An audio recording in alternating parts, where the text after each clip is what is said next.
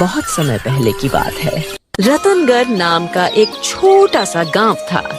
इसी गांव में माधव नाम का एक गरीब लेकिन मेहनती आदमी अपनी पत्नी सोनाक्षी और अपने बेटे राजू के साथ रहता था। माधव एक मजदूर था जो गांव के एक बड़े सेठ गिरिधारी लाल के गोदाम में आटे की बोरियां उठाने का काम करता था। उन दिनों में ठंड और बारिश का कहर काफी ज्यादा पड़ रहा था।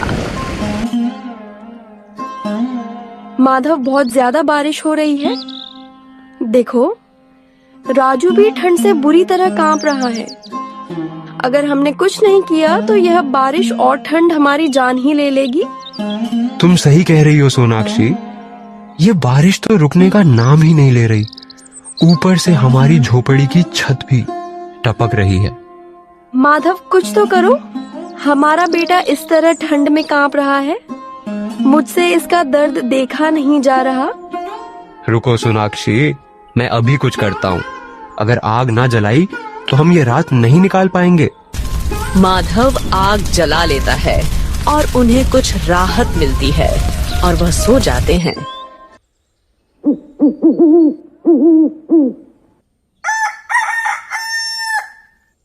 माधव सुबह होते ही काम पर चला जाता है। क्यों ना मालिक से कुछ पैसे मांग लूं, घर पर खाने को कुछ भी नहीं है। अगर कुछ पैसे मालिक उधार दे देंगे तो घर का खर्चा चल जाएगा।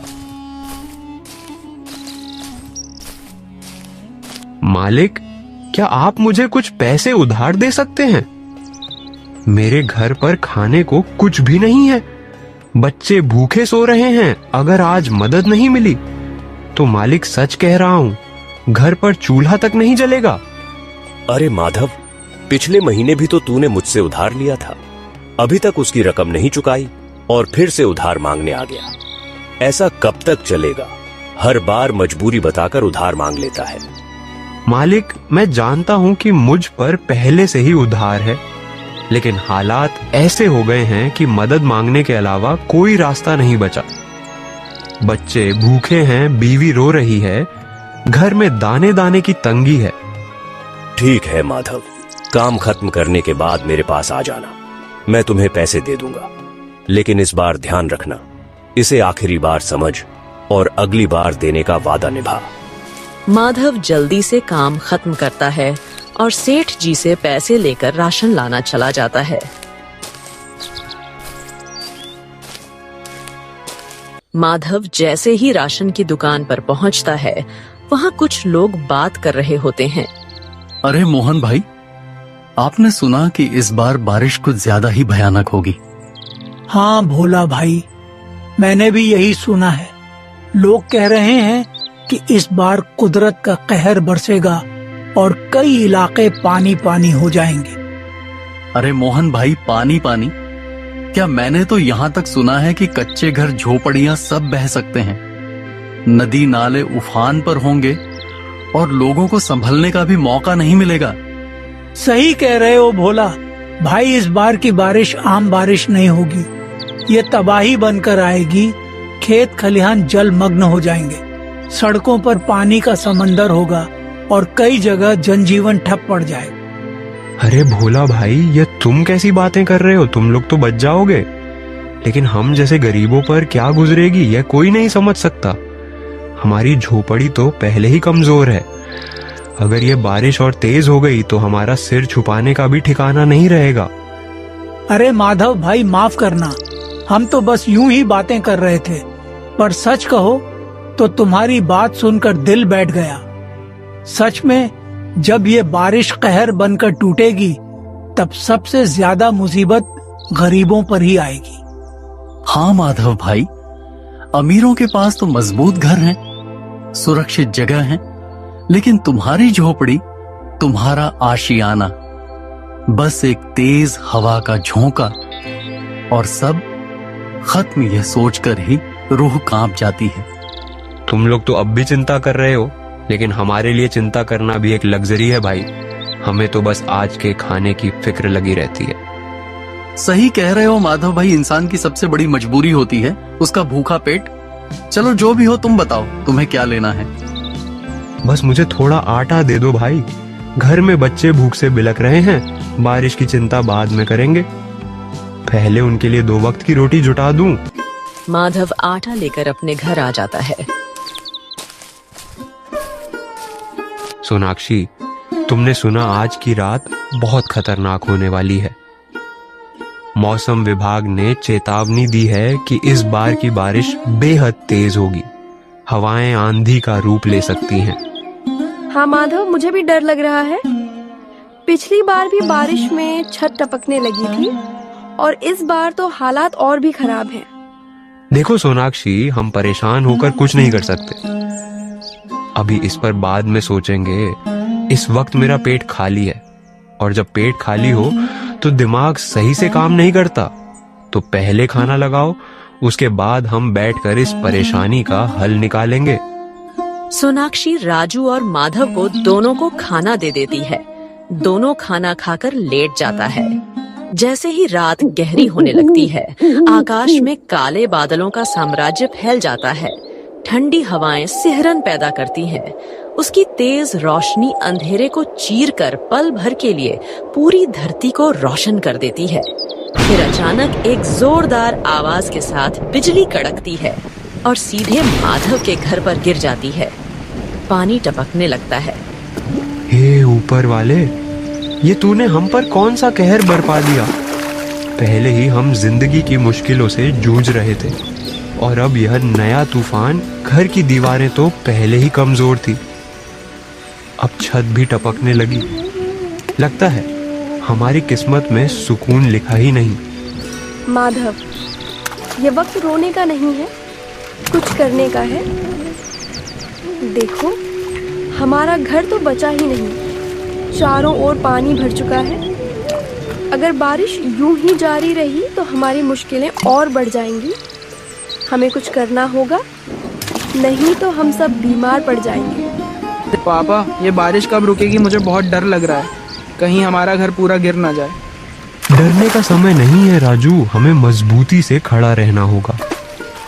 आज की रात जैसे भी हो काटनी ही पड़ेगी, लेकिन सुबह होते ही मैं इस हालात से लड़ने का कोई ना कोई रास्ता निकालूं। ये बारिश हमें हरा नहीं सकती, हमें इस मुश्किल से बाहर निकल ही होगा। जैसे तैसे करके वह रात गुजार लेते हैं। माधव, अब और नहीं, हम इस घर में ज्यादा देर तक नहीं रुक सकते। छत टपक रही है, दीवारें कमजोर हो चुकी हैं। अगर यह बारिश यूं ही जारी रही तो यह घर किसी भी वक्त गिर सकता है। हमें यहाँ से निकलना ही होगा। तुम बिल्कुल सही कह रही हो सोनाक्षी। अब यहाँ एक पल भी रुकना हमारी जान के लिए खतरा बन सकता है। लेकिन हमें जाने से पहले यह देखना होगा कि बाहर हालात कैसे हैं। मैं जरा यहीं तक जा रहा हूँ, इस बारिश और तूफान के बीच जाकर देखूंगा कि कोई मदद मिल सकती है।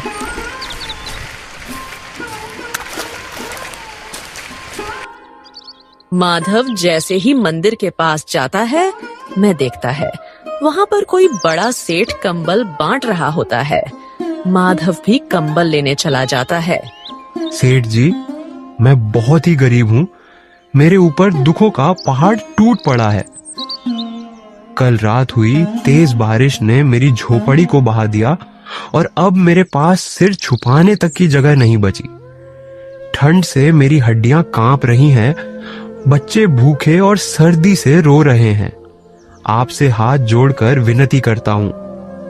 अरे भाई, मत दुखी हो, भगवान का दिया बहुत कुछ है, और यही धन अगर जरूरतमंदों के काम ना आए तो उसका क्या फायदा। हम यह कंबल बांटने के लिए ही लाए हैं, ताकि ठंड में कोई गरीब परेशान ना हो। तुम्हारी हालत देखकर मैं समझ सकता हूँ कि तुम्हें इनकी सबसे ज्यादा जरूरत है। ये लो, 2 नहीं बल्कि 3 कंबल ले जाओ, ताकि तुम्हारे बच्चे भी ठंड से बच सके। अगर और किसी चीज की जरूरत हो तो बेहिचक बताना। माधव कंबल लेकर अपने घर आ जाता है।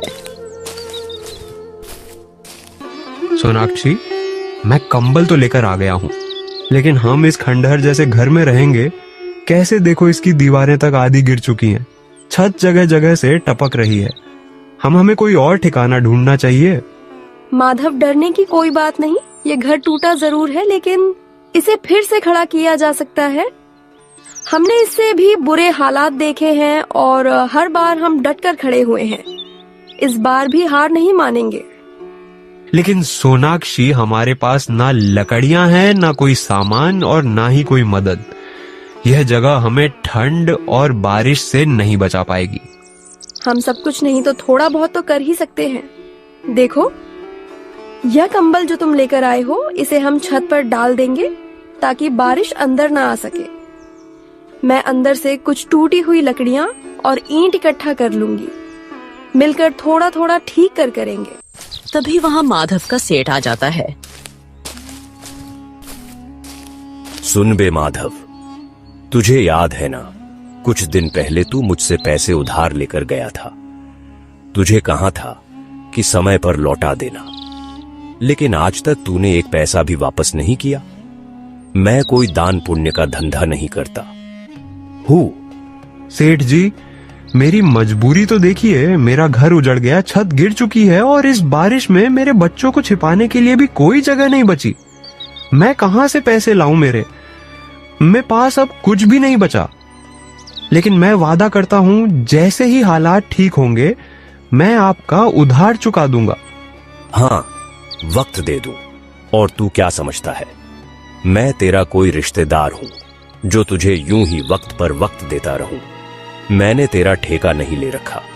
माधव, अब तू काम पर भी नहीं आ रहा तो मेरा नुकसान कौन भरेगा? इसीलिए मैंने फैसला किया है, आज से तेरे घर की यह जमीन मेरी हुई।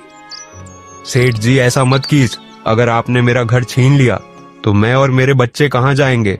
ये बारिश हमें मार डालेगी सेठ जी। हम बर्बाद हो जाएंगे। आपके पास तो बहुत धन दौलत है। यह सब मैं नहीं जानता। माधव, जब तुझे उधार दिया था तब मैंने तुझसे यह सब बहाने सुनने का वादा नहीं किया था। अगर तुझे अपना घर बचाना है तो कल तक मेरा उधार चुका, वरना अब यह घर मेरा हुआ। इतना बोलकर सेठ वहाँ से चला जाता है।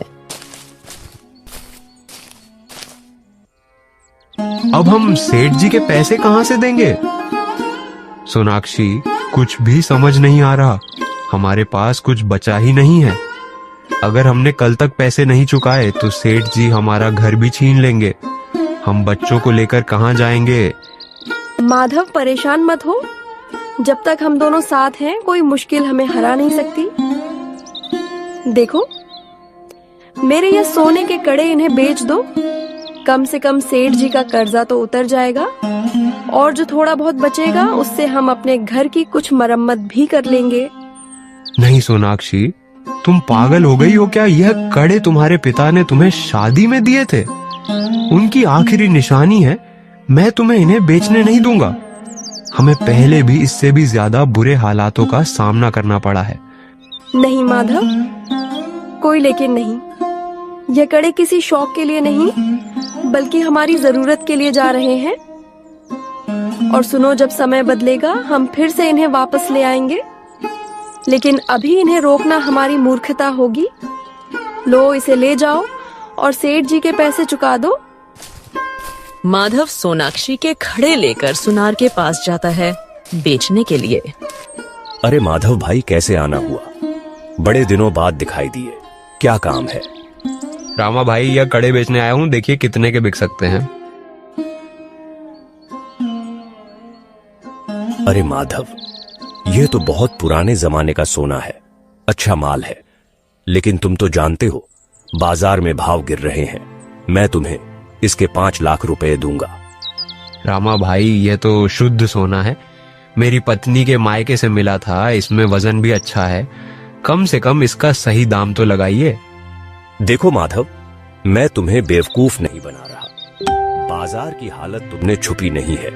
इस समय कोई ज्यादा दाम नहीं देगा। हाँ, अगर तुम्हें और कहीं ज्यादा मिल रहा हो तो जा सकते हो, लेकिन मैं जानता हूं तुम जल्दी में हो और तुम्हें पैसे अभी चाहिए। अब बताओ, सौदा पक्का करें। ठीक है रामा भाई, आप ही ये कड़े ले लीजिए और मुझे पैसे दे दीजिए।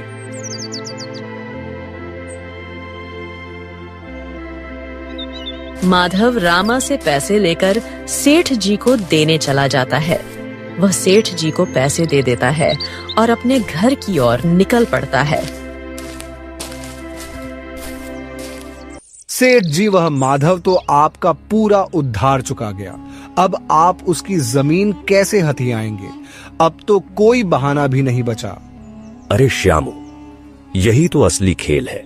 सीधे तरीके से कोई जमीन थोड़ी छोड़ता है। मैंने कुछ ऐसा सोच रखा है कि माधव खुद ही गांव छोड़ने पर मजबूर हो जाएगा। कैसे सेठ जी, कुछ बताइए। अभी जैसे ही पहली बारिश पड़े पूरे गांव में यह अफवाह फैला देनी है कि माधव श्रापित है। जब तक वह गांव में रहेगा तब तक गांव की बर्बादी तय है। बारिश की हर बूंद गांव को डुबाने आएगी और इसका जिम्मेदार बस माधव होगा। सेठ जी, आप तो बड़े ही चतुर निकले। यह अफवाह पूरे गांव में आग की तरह फैलेगी। लोग खुद ही उसे गांव से बाहर निकाल देंगे। बस यही तो मेरा असली दिमाग है। माधव गांव छोड़कर जाएगा और उसकी जमीन हमारी हो जाएगी। हाँ हाँ।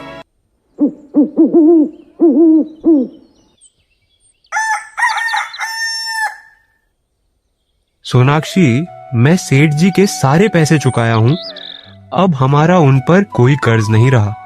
और हाँ, वाजपेयी जी के भी कुछ पैसे दे आया हूं। बस जो थोड़े पैसे बचे हैं उससे मैं सोचा हूं कि बारिश से पहले खाने पीने का इंतजाम कर लूं। सच कह रहे हो माधव? अब हमारे सिर पर सेठी का कोई बोझ नहीं रहा। हाँ सोनाक्षी, अब कोई हमें कर्जदार कहकर नीचा नहीं दिखा सकता। मेहनत की थी और मेहनत का फल मिला। लेकिन अभी हमें सोच समझकर कदम उठाना होगा। बारिश का मौसम है, कब मूसलाधार बारिश आ जाए कुछ कहा नहीं जा सकता। गांव के लोग कहते हैं कि इस बार की बारिश बहुत खतरनाक होगी, इसलिए जो पैसे बचे हैं। तुम ठीक कह रहे हो माधव, लेकिन बाहर के हालात देखे हैं। हवा तेज हो रही है, बिजली चमक रही है और पानी कभी भी बरस सकता है। ऐसे में बाहर जाना ठीक रहेगा क्या? देखते ही देखते यह बारिश पूरे गांव पर कहर बनकर टूट पड़ती है। घरों की छतें टपकने लगती हैं। नदियों का जल स्तर बढ़कर किनारों को तोड़ने लगता है। अरे भाई, ऐसी बारिश तो मैंने अपनी पूरी जिंदगी में नहीं देखी। चारों तरफ पानी ही पानी है। अगर यह बारिश यूं ही जारी रही तो पूरा गांव डूब जाएगा। हाँ भाई, बात तो तुम्हारी सही है। हालात बद से बदतर होते जा रहे हैं, लेकिन हम कर भी क्या सकते हैं। ये बारिश तो जैसे कहर बनकर टूटी है, पर तुम लोग जानते हो यह बारिश किसी आम वजह से नहीं हो रही है। क्या मतलब? कैसी बातें कर रहे हो गोकुल, साफ साफ बताओ। अरे, यह बारिश माधव की वजह से हो रही है। माधव? वह तो हमारे गांव का ही रहने वाला है।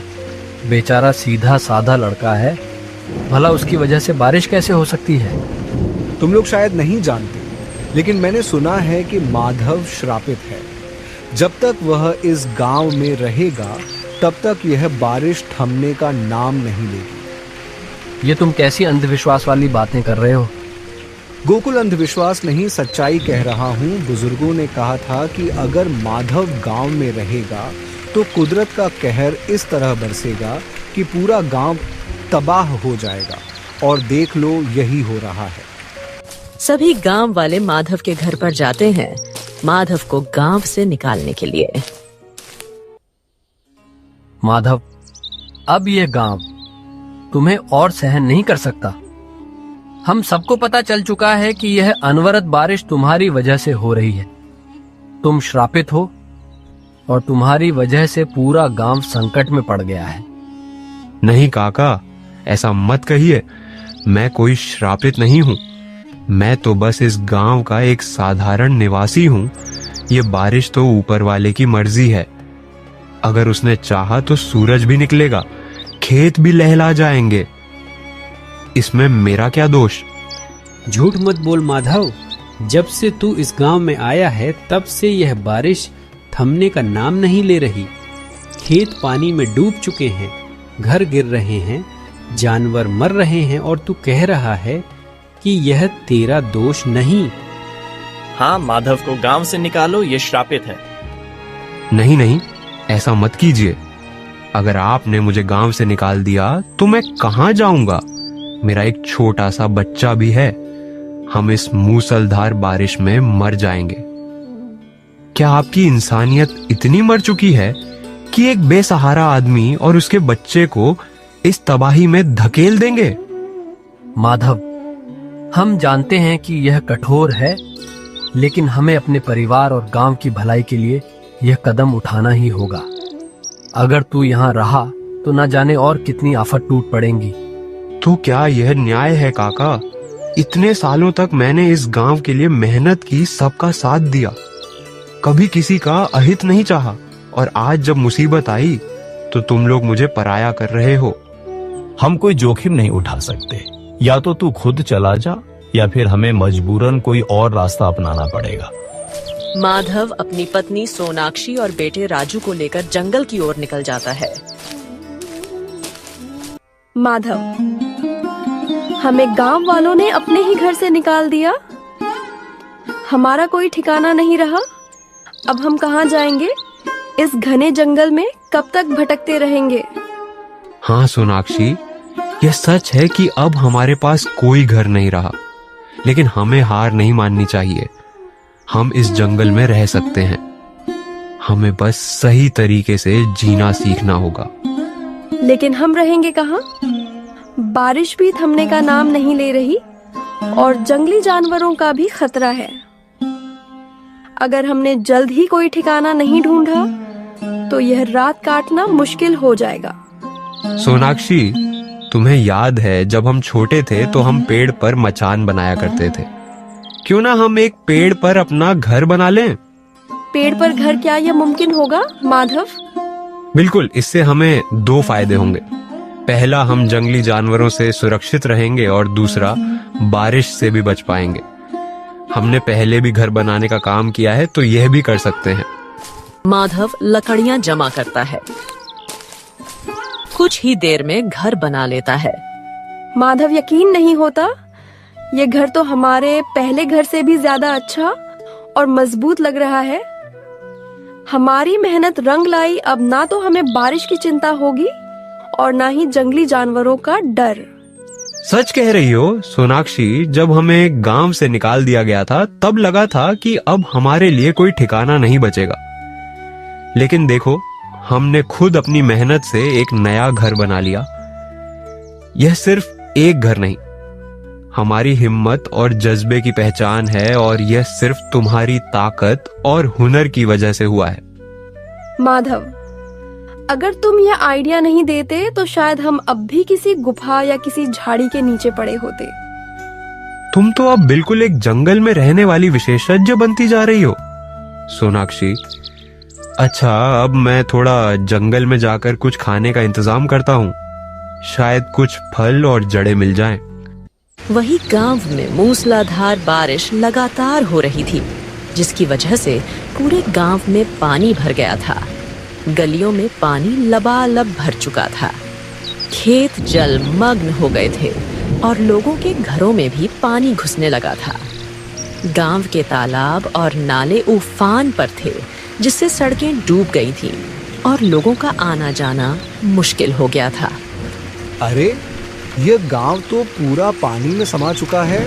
हमें यहाँ से जल्द निकलना होगा, वरना हमारी जान भी खतरे में पड़ जाएगी। हाँ भाई, यह पानी तो हर पल बढ़ता ही जा रहा है। अगर हम और देर यहाँ रुके तो हम भी इसमें बह जाएंगे। हमें अब देरी नहीं करनी चाहिए। हे अल्लाह, हमें माफ कर दो। हमसे जो भी गलती हुई हो उसे क्षमा करो। अब हमें इस जल प्रलय से बचने का कोई उपाय बताओ। अब बस हमें समय बर्बाद नहीं करना चाहिए। अगर अपनी जान बचानी है तो हमें जल्द से जल्द जंगल की ओर भागना होगा। कम से कम वहां ऊंचाई पर जाने से हम इस पानी के कहर से बच सकते हैं। सभी गांव वाले जंगल की ओर निकलते हैं। जंगल में जाते ही उन्हें माधव का घर दिख जाता है।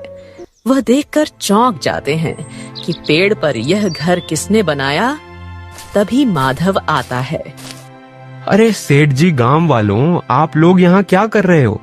आपके पास तो पक्के मकान थे, बड़ी बड़ी हवेलियां थी, फिर आप यहाँ क्या करने आए हो? जब मेरा घर उजाड़ा था तब आपको मेरे दर्द का एहसास नहीं हुआ, और आज जब आपका पूरा गांव पानी में समा गया तब आप मेरे दरवाजे पर खड़े हो। माधव भाई, हमें माफ कर दो, हमें अपने घर में जगह दे दो। हमारा सब कुछ तबाह हो चुका है, गांव पूरा पानी में डूब चुका है, हमारे पास अब रहने के लिए कोई जगह नहीं बची। हाँ माधव भाई, हम पर रहम करो। हमने तुम्हारे साथ बहुत गलत किया, तुम्हें बेघर कर दिया, तुम्हें गांव से निकाल दिया, लेकिन हमें अपनी गलती का एहसास हो गया है। कृपा करके हमें अपने घर में जगह दे दो। हाँ, याद है मुझे सेठ जी, आपने मुझे गांव से निकालते वक्त एक बार भी नहीं सोचा कि मैं कहां जाऊंगा, मेरी बीवी और बच्चे कहां रहेंगे। आपके दिल में मेरे लिए कोई दया नहीं थी। आपने मुझे बदनाम कर दिया, मुझ पर झूठे इल्जाम लगाए और गांव से निकाल बाहर किया, और आज जब कुदरत ने आप पर कहर बरसाया तो आप मेरे पास आ गए। माधव भाई, हमें क्षमा कर दो, हमसे गलती हो गई, हमें अपने घर में जगह दे दो। हमारे छोटे छोटे बच्चे हैं, हमारी औरतें हैं, हमें बचा लो। ठीक है सेठ जी, मैं अपने दिल में इतनी नफरत नहीं रख सकता। ऊपर वाले ने मुझे सिखाया है कि बदले से बड़ा धर्म मानवता है। आप लोग अंदर आ सकते, मैं आपको भी ऐसे ही घर बनाकर दूंगा जैसे मैंने अपने लिए बनाया है। तो इस तरह माधव ने सभी गांव वालों की जान बचाई और सभी को अपने जैसे घर